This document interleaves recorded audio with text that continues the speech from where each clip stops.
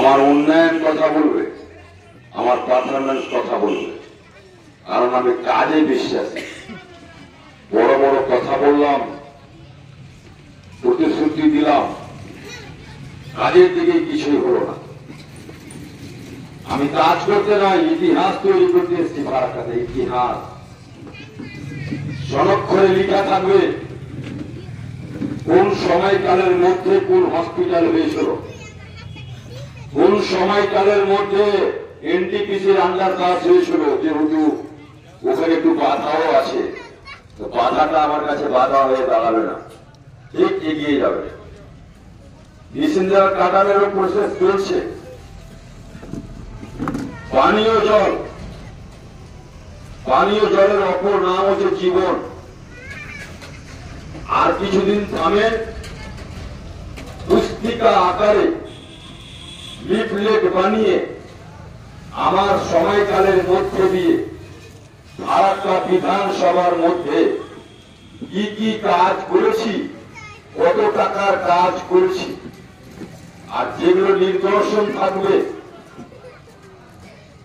যেগুলো ইতিহাসের পাতায় লিখে থাকবে, যেমন আমার স্বীকার করতে অসুবিধা নাই, হাসনাত খান সাহেব ছিলেন ফারাক্কার মানুষ একটা কলেজ পেয়েছে। কলেজ পেয়েছে। আমাদের রাজনৈতিক প্ল্যাটফর্ম আলাদা হতে পারে, চিন্তাধারা আমাদের হতে পারে, কিন্তু সেখানে মানুষ গড়ার একটা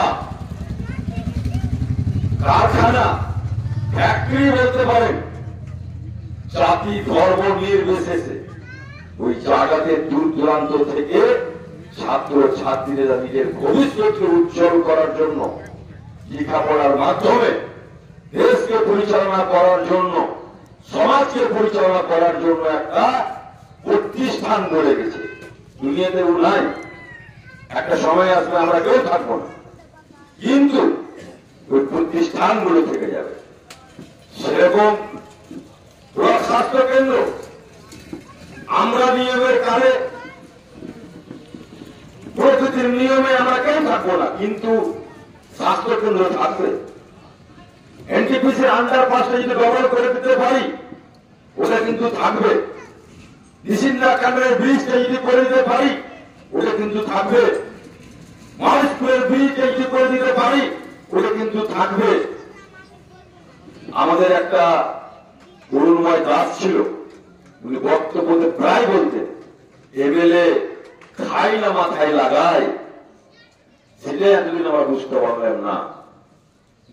তাই 2021 সালের বিধানসভাতে আপনারা আমার কথার উপরে বিশ্বাস রেখেছিলেন যে আপনার কণ্ঠস্বর হয়ে আপনাদের কথাগুলো, আপদ বিপদের কথা, সমস্যার কথা, এলাকার বিভিন্ন সমস্যার কথা আমি যেন আপনাদের কণ্ঠস্বর হয়ে বিধানসভাতে উঠাতে পারি এবং এলাকাবাসীর সমস্ত রকমের সমাধান করতে পারি।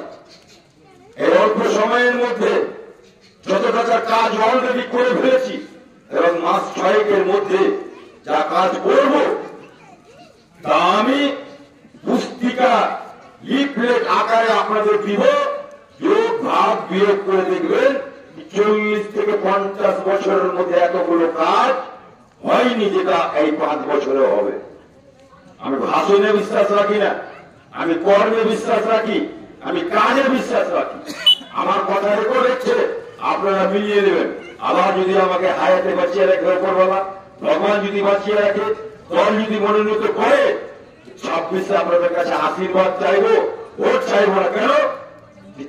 যে জিনিসের জন্য আপনারা আমাকে পাঠিয়েছেন, আমার বিবেক, আমার আত্মা, আমার মনসত্ব বলছে আমি মানুষের জন্য কিছু করতে পেরেছি। বাকি যেটুকুন কাজটা বাকি থাকবে আবার নেক্সটে হবে।